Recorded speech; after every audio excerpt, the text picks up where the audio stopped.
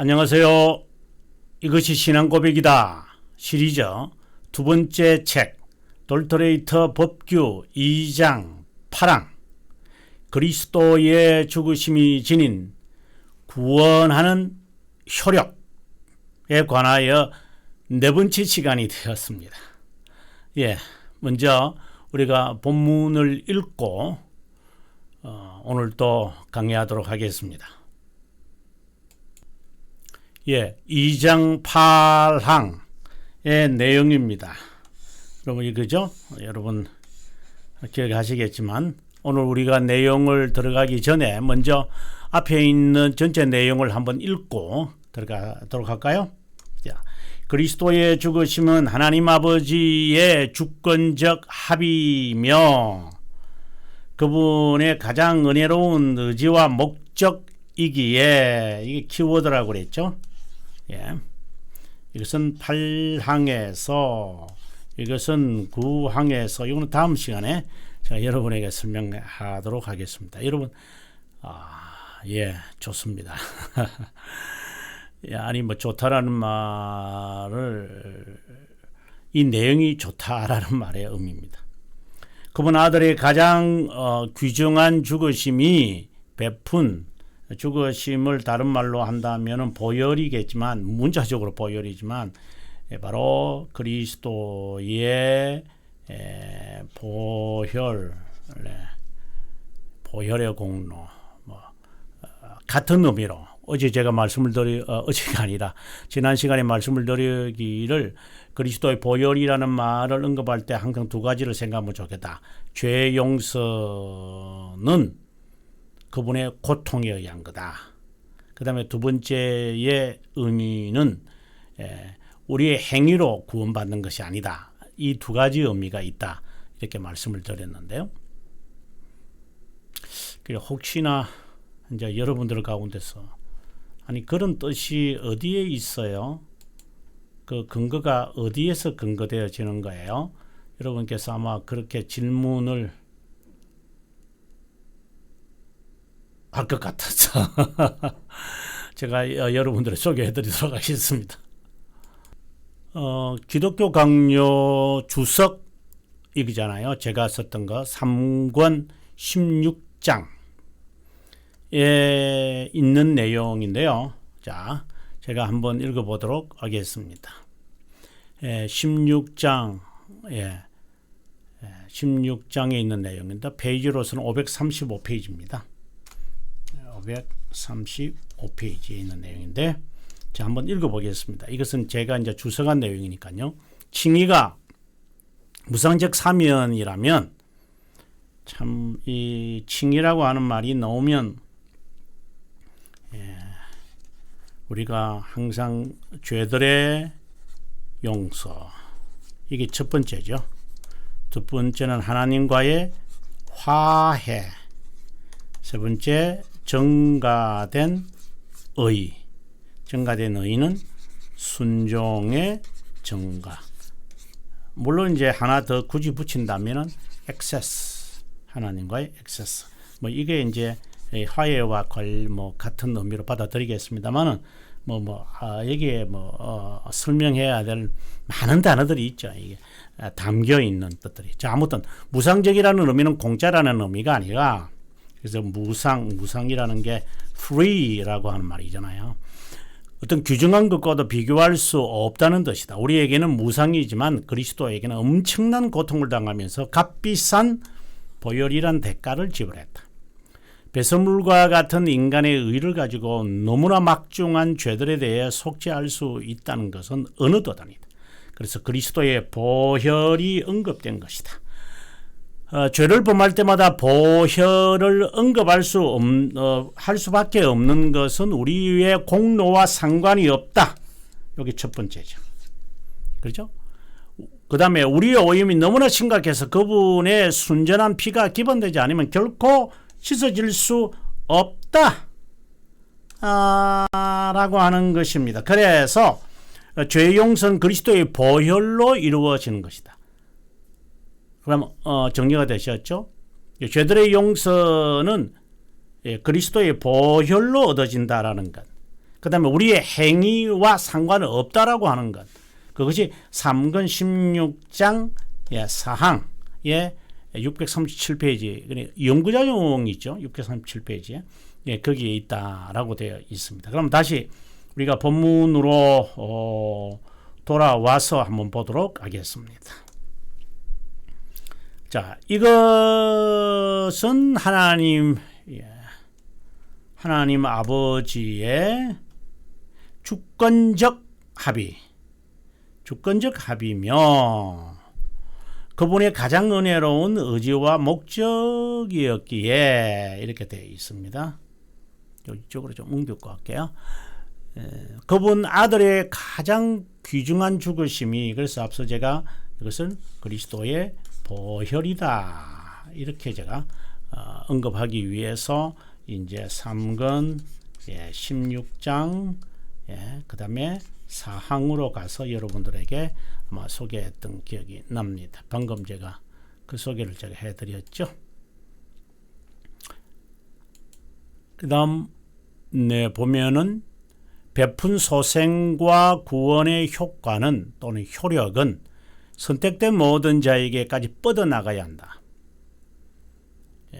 선택된 모든 자가 이 효과, 그들에게 그 효과가 나타날 때까지 이렇게 이제 이야기 되겠죠. 또 그들이 다 받아야 한다.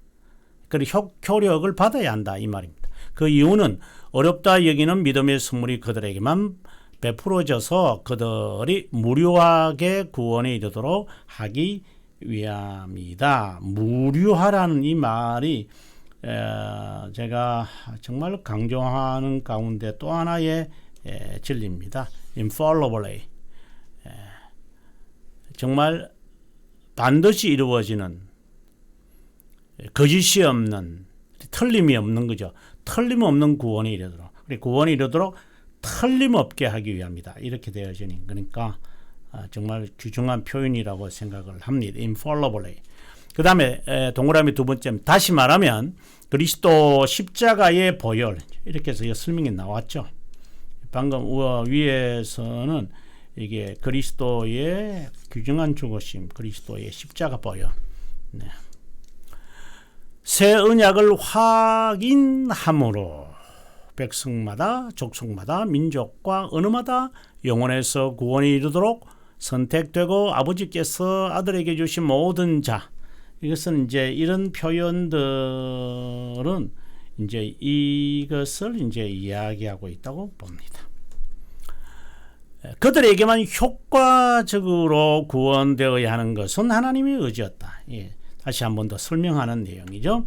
우리가 지난 시간에 공부했던 내용입니다. 또 성령을 주시는, 그래서 이 부분에 가서는 이제 성령이 이제 믿음의 저자다라고 하시면서 중생에 관한 이야기를 지금 하고 있다. 그럼 자연스럽게 중생이 나오면 믿음에 관한 이야기가 나오고, 믿음에 관한 이야기가 나오면은 믿음이 바로 하나님의 선물이다 라는 단어가 나오고, 이제 이 자연스럽게 이제 흘러갔던 이야기를 지난 시간에 이제 설명을 했다고 봅니다. 그럼 오늘은 네 번째 시간이니까 이제 견인, 중생 다음에 우리의 삶을 이야기할 수, 이게 논리적인 이야기예요, 실제로는. 근데 여기서 우리가 순서적으로 보통 중생 회개, 회심이라고도 합시다. 회개, 그 다음에 이 사이에 이건 이제 다시 할게요. 다시 제가 쓰도록 하겠습니다. 네, 중생 회심이라고도 이제 하고, 이거는 이제 경험이니까요. 이제 믿음, 회개, 보통 이렇게 구원의 서정이라고 하는데 저는 별로 좋아하는 것은 아닙니다. 이 회개도 둘로 나누어진다고 그랬잖아요. 지난 시간에 생명에 이르는 것, 그리고 참된 회개, 두 가지가 있는데, 어쨌든 이 회개는 그 다음부터 이제 거룩함이라고 그러잖아요. 거룩함은 다른 말로 견인이거든요.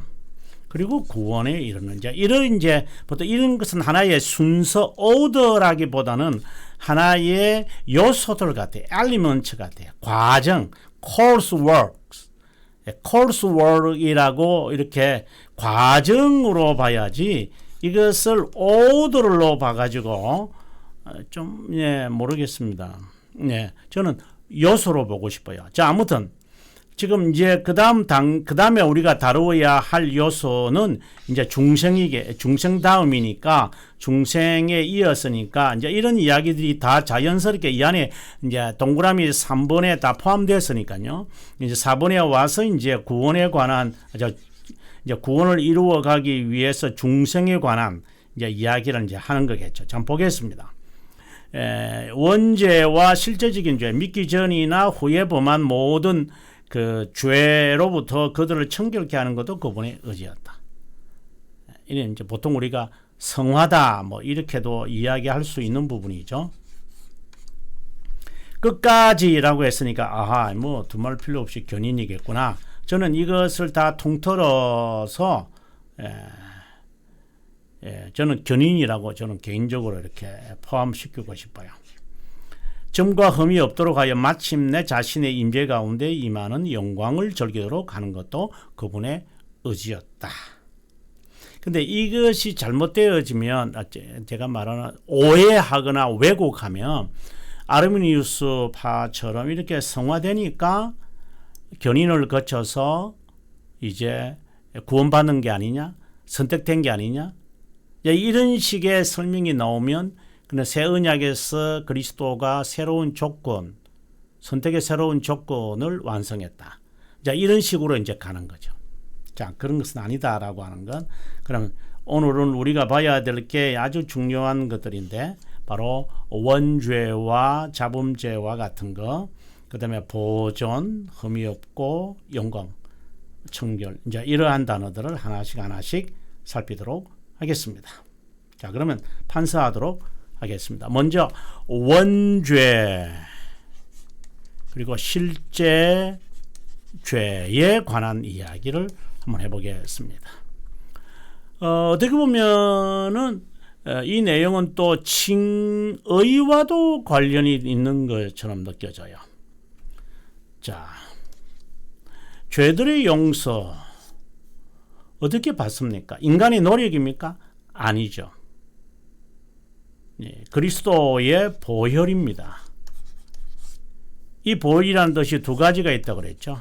용서와 인간의 행위가 아니다. 자, 이 말이라는 의미인 거죠. 그래서 이것을 위해서 이제 신앙의 선배들이나 칼빈 선생은 이렇게 말을 해요. 인간의 노력, 선행이 아니라 하나님의 자비함, 경외, 선하심, 너그러움 이런 등등의 표현으로 칼빈 선생이 우리들에게 설명하고 있어요. 죄들의 용서는 이런 것들이다. 이런 것을 우리가 먼저 보고 그 다음에 이제 이걸 먼저 보고 이렇게 가도록 하겠습니다. 그러면 하나씩 한번 살펴볼게요. 지금 다시 말씀드리지만 지금 우리가 지금 좀 다뤄야 되는 게 죄들의 용서라는 정결케 하신다고 했으니까 죄들의 용서라는 것은 보혈로 말미암다고 말한다. 보혈이라는 언급할 때마다는 이런 의미가 있는 것이다. 근데 죄들의 용서는 인간의 노력이 없다는 거예요. 우리가 지난 앞 시간에도 배웠고 지난 시간에도 배웠다시피 16장 4항에 가보면 16장 4항에서 이제 칼빈이 이 말씀을 이제 우리들에게 하고 있잖아요. 그런데 이 죄들의 용서라고 말할 때는 이런 단어들이 쓰여진다. 그럼 우리가 하나하나 한번 살펴보면 좋겠습니다. 자, 그런 의미에서 이제 25항이니까 524페이지고요. 그 다음에 2장 8항, 이게 10계명이잖아요. 8항 59항에 가서 353페이지고요. 그 다음에 3건 말씀드렸던 것처럼 3항에 가서 그 다음에 벨지카, 제가 좋아하는 벨지카 15항, 이 가로 2에 동그라미 3번 이렇게 하나하나 우리가 한번 따져 보면서 저희들의 용서를 말할 때 그리스도의 보혈, 하나님의 자비하심, 경외하심, 선하심, 그 다음에 너그러움이라는 단어가 그 문맥상으로 어떻게 잘 나타나는지 우리가 한번 살펴보도록 하겠습니다. 3권 4장 여기 밑에 보시면은 3권 4장 25항이죠. 그죠? 앞서 제가 처음에 말했을 텐데 이 부분을 한번 읽으면서 이것은 이제 로만 가톨릭 거짓된 죄 용서에 대한 이야기입니다.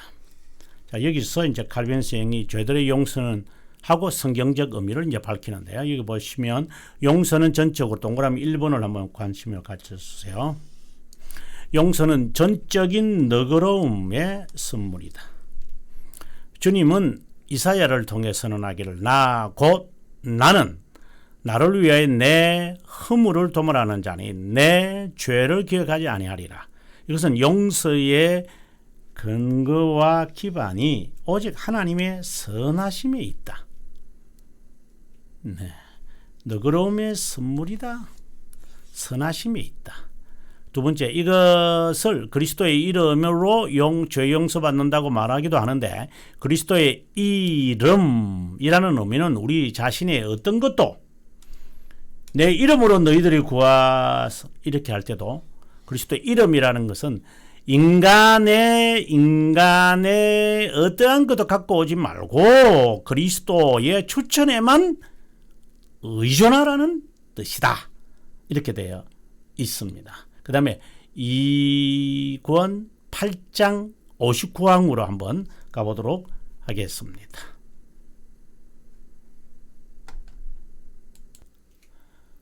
어, 8장 앞서도 말씀드린 이 8장 2권 8장이라는 게 십계명 해설이거든요. 제일 마지막 그 부분에 이르렀던 것 같아요. 59항의 제일 마지막이니까. 계명 중에 가장 작은 것이라도 버려서는 안 된다. 작은 계명을 범해도 하나님의 권위를 무시하는 것이다. 하나님의 존엄을 범하는 것을 어찌 작은 일을 여길 수 있을까요? 모든 죄는 치명적입니다. 그 이유는 하나님의 뜻에 대항하는 모반이고 그분의 분노를 필연적으로 일으키는 것이고 하나님의 심판이 선언된 모든 것에 대항하기 때문입니다. 성도의 오류는 경미하여 용서받을 수 있지만 그 용서는 그 본성에 근거한 것이 아니라 하나님의 자비함에 근거하기 때문입니다. 그 다음에 벨지카로 가서 여러분에게 이제 끝으로 상어 16장도 있는데 그냥 스킵을 하고 또 다른 내용들이 있어서 그렇게 하겠습니다. 벨지카의 15항의 내용입니다. 우리가 한번 읽어보도록 하겠습니다. 괄호 2번이니까 괄호 2쪽으로 한번 가서 한번 보도록 하겠습니다. 괄호 2에 원죄는 어떤 수단으로도 배제되지 않는다. 여러분 저도 이걸 읽으면서 굉장히 저에게는 참 충격적이었다 이렇게 말하고 싶습니다. 원죄 우리가 평생 이제 그 견인의 삶을 살아야 되잖아요. 영적 투쟁을 해야 되잖아요. 그런데 원죄가 없어진다? 그 로마 가톨릭에서는 그렇게 말하죠. 세례를 받으면서 세례적 중생이 일어난다. 세례 받는 순간 우리가 중생이 일어나서 이전 모든 죄는 다 사라지고 이제 앞으로 짓는 죄는 이제 기억날 때는 고해성사를 하고 기억나지 않을 때는 종부성사로 용서받는다. 이제 이런 식의 그 가공된 설명들을 마음대로 합니다만은 정말 제게는 저도 이 부분이 로만 가톨릭을 아주 겨냥하고 있음을 정확하게 파악했으면 좋겠습니다. 그 이유는 왜 그럴까요? 이건 실제적인 이야기입니다. 물이 샘에서 흘러나오는 것처럼 죄가 항상 이 흉한 근원에서 유출하기 때문이다. 자, 중요한 것은 이거죠. 이제 오늘 우리가 볼 거. 원죄는 하나님의 자녀의 정죄에 이르도록 전가되지 않고 하나님의 은혜와 그게 뭐라고 했죠? 자비함으로 용서받는다. 우리가 앞서 이근 8장 기독교 강요였죠. 이근 8장 마지막 이 마지막에서도 하나님의 자비합니다라고 죄들의 용서에 대한 선언을 칼빈 선생이 하셨습니다만은 이제 여기서 마침내 그 이야기를 하는 것 같아요. 여러분 그래서 이 부분을 꼭 한번 확인해 주시면 좋겠다 하는 생각을 해보고요. 그 다음에 이제 원죄의 이야기가 자연스럽게 이제 여기 벨지카 이 항에서 자연스럽게 이렇게 나오죠. 원죄와 그 다음에 우리가 실제적으로 범한 죄가 있다. 그러니까 원죄에서 흘러나온다고 이야기를 했잖아요. 그래서 그러한 죄들은 그러한 죄들은 하나님의 공의로운 법을 어기는 것이잖아요. 그래서 하나님의 진노가 이제 임하는 것이 있는데 이러한 것이라도 사라지지는 않지만 주님은 용서는 하시죠. 그리고 용서라는 이 말 자체가 지워진다. 딜리트. 지금 제가 딜리트를 많이 하잖아요. 지금 하다가 쑥 지워버리려는데 딜리트가 아니죠. 커버라고 하는 말이죠. 덮는다라고. 그래서 이제 이게 칭의와 관련이 돼 있는 거예요. 로마서 이제 4장에서 그리고 시편 32편에서 이제 이 부분을 칼빈 선생이 이제 조명하고 있는 것이죠. 아무튼 원죄든 우리가 실제로 범하는 죄든 간에 그것이 덮여져 있는 것도 하나님의 영원한 의지에 근거하지 인간의 행위에 근거하지 않는다라고 하는 것. 그런 의미에서 자 우리가 이제 그 벨지카 뒷부분을 우리가 보면은 자비함으로 용서받는다라고 이야기한 것이고 그 다음에 우리가 이제 보고 있는 이 내용으로 보면은 원죄든 실제적인 전이든 후든 그걸 중요하게 생각하지 마라. 그분의 의지였다. 어떤 의지인데요?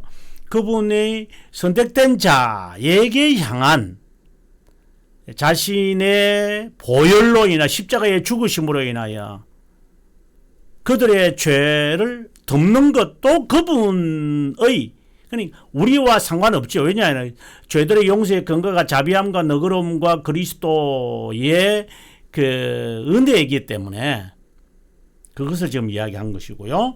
그 다음에 이제 우리가 마지막 이제 네 번째 하나님의 의는 무엇입니까? 라고 하는 내용을 뭐 시간이 얼마 안 남았지만 한 10분밖에 안 남았는데 최대한 대로 마무리해 보도록 하겠습니다. 이것도 견인이라고 제가 이야기를 했는데요. 끝까지 그들을 신실하게 보존하신 후 모든 점과 흠이 없게 하여 마침내 자신의 임재 가운데 임하는 영광을 즐기도록 하는 것도 그분의 의지였기 때문이다. 하늘나라는 경건한 자만 들어가잖아요. 좁은 문이죠. 많은 환난을 겪어야 되겠죠. 그래서 아르미니우스 파들은 아르미니안들은 이러한 견인이 조건이잖아요. 뭘 위해 조건인가요? 바로 선택, 구원, 이것을 조건이라고 보는 것이지만 그러면 우리는 리폼더들은 선택되었기에 견인하는 거예요. 이 순서가 바뀌었죠. 견인이기에 선택이고 선택이기에 견인한다. 성격이 다른 것입니다. 견인의 필요성은 뭐냐? 견인의 필요성은 죄의 잔재들, 제가 이제 육체의 잔재들이라는 이제 설교도 했습니다만은 창세기 말씀을 갖고 했습니다만은 이 잔재들과의 영적 전투를 합니다. 우리가 그 돌터레이터 돌토레이터 우리가 앞으로 이제 배우겠지만 돌토레이터 5장 1항에 가서 우리가 한번 살피고 돌아왔으면 좋겠다 생각을 합니다. 돌토레이터 5장 1항에 관한 내용인데요. 볼까요? 하나님은 자신의 목적에 따라 그러면 여러분 딱 머리에 떠오르죠? 돌토레이터 2장 9항의 내용으로 가야 되지 않나? 이건 다음 시간에 제가 설명하겠지만 그 목적에 따라 자신의 아들 우리 주 예수 그리스도와 교제하도록 부른다. 성령으로 중생케 한 자들을 이성에서 죄의 통제와 노예에서 구해낸다. 하지만 그들이 이 세상에 계속 머무는 동안 죄의 몸으로부터 육체의 허약함으로부터 전체적으로 구하지는 않는다. 그러니까 중생이 되었다고 해서 뭐 어린아이가 태어났다고 해서 면역성을 다 가지고 태어나는 건 아니다. 네.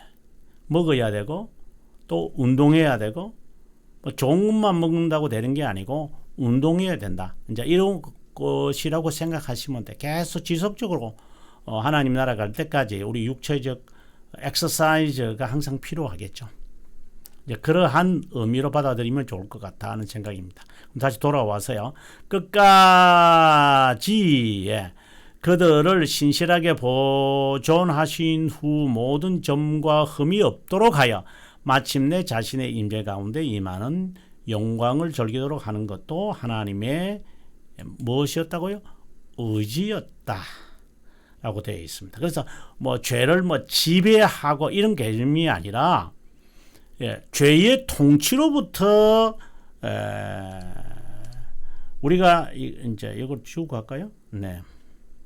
여기 좋습니다. 있어도 죄의 통치 또는 통제로부터 우리가 자유한 것은 맞죠. 그렇다고 해서 죄를 통치한다, 통제한다 이거는 아니에요. 여기서 여러분 상당한 조심을 해야 된다고 유의했어야 돼요. 죄의 통치로부터 벗어난 것은 맞아요. 우리 돌토레이터 5장 1항에서 지금 말했잖아요. 그러나 죄를 통치하려고 하지 마라. 만약에 통치하려고 한다면 이거야말로 단성론자로 빠지게 될 거다. 그러니까 죄를 이 말은 죄를 안 짓고 싶어 하는 거예요. 우리는 죄와의 싸움이지 죄를 안 짓는다. 그럼 금식기도 하고 그러면 죄를 안 짓는다. 이런 식의 말은 조심해야 돼요. 힘이 없어서 죄를 짓고 싶은 것이 에너지가 없는데 무슨 죄를 실제적으로 죄를 범하겠어요. 그런 것이지. 그렇다고 다시 배부르고 보십시오. 등 따시고 배부르면 죄만 짓는 것이죠. 싸움이죠. 죄를 통치하려고 하지 마라. 죄의 통치에서 벗어났지 죄를 통치하려고 하지 마라. 이 말입니다. 그래서 죄와 싸워라. 이 말입니다. 그래서 죄와의 전쟁 이거는 맞는 말이죠. 그리고 죄의 통치에서 벗어났다. 이것도 맞는 말이지만 죄를 통치하려고 하지 마라. Control of sin 이거는 아니다 이 말입니다. Free from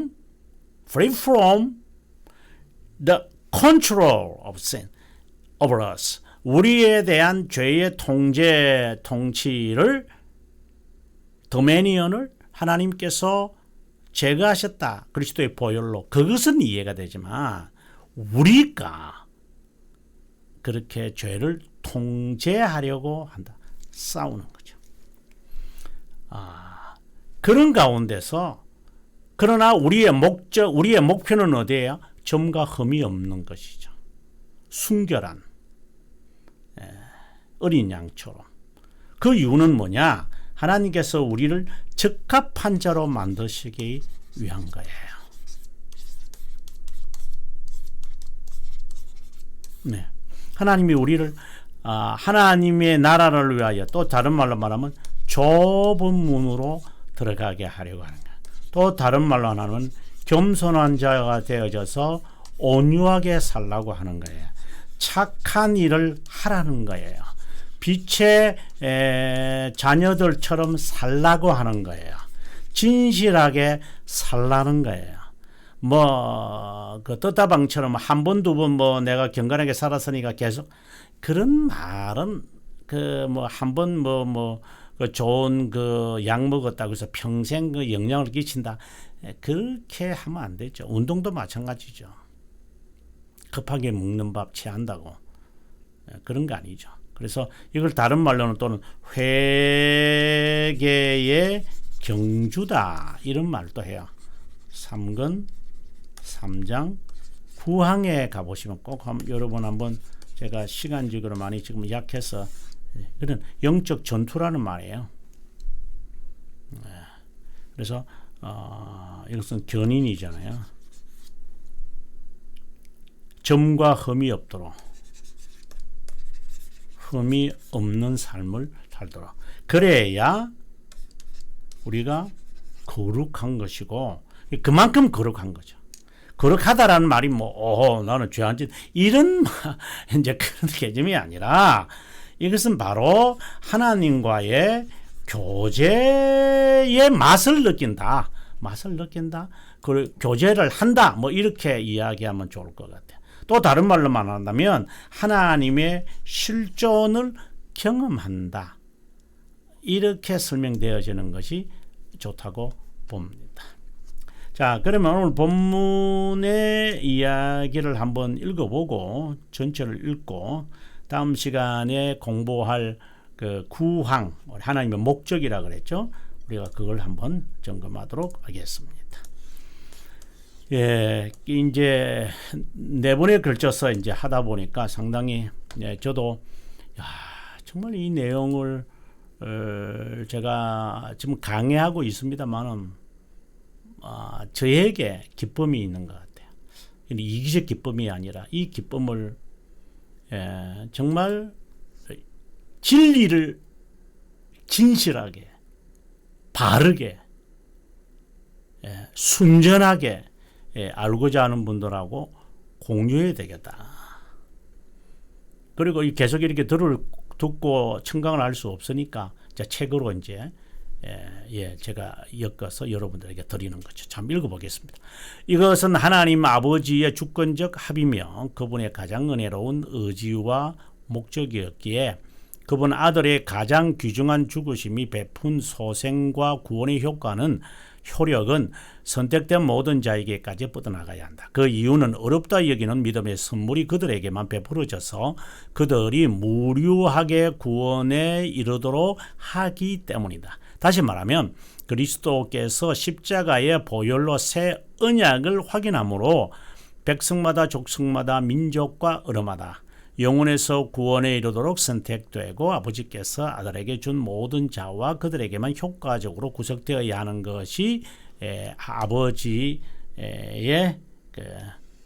의지였다. 또 성령께서 주시는 모든 구원하는 은혜와 더불어 그분이 자신의 죽음으로 그들을 위한 속량한 믿음을 그들에게 베풀어야 했던 것도 그분의 의지였고, 원죄와 실제죄, 즉 믿기 전이나 후에 범한 모든 죄로부터 그들을 청결케 하는 것도 그분의 의지였고, 끝까지 그들을 신실하게 보존하신 후 모든 점과 흠이 없도록 하여 마침내 자신의 임재 가운데 임하는 영광을 즐기도록 하는 것도 그분의 의지였기 때문이다.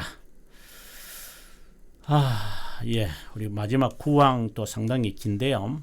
아마 몇 번의 강의가 있을 것 같아요. 성취되는 하나님의 계획. 듣기만 들어도 막장 설렙니다. 선택자를 향한 영원한 사랑에서 나오는 이런 목적은 태초로부터 오늘날까지 놀랍게 성취되었고, 지옥의 문들이 비효과적인 모든 반대도 불구하고 여전히 성취될 것이다. 그리하여 선택된 자는 정한 시간에 하나로 모이게 되어 신자들로 구성된 교회, 즉 그리스도의 피로 세운 기반이 결코 부족함이 없을 것이다. 이 교회는 그들을 자신의 구세주로 변함없이 사랑하고 신실하게 섬길 것이다.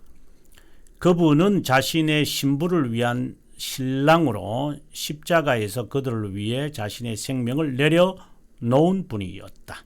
또 이 교회는 여기서와 영원토록 그분을 찬양할 것이다. 그러면 2장 9항은 여러분 딱 보면 아시면 교회론이잖아요. 네, 다음 시간에 뵙도록 하겠습니다. 평안한 시간 보내시기 바랍니다.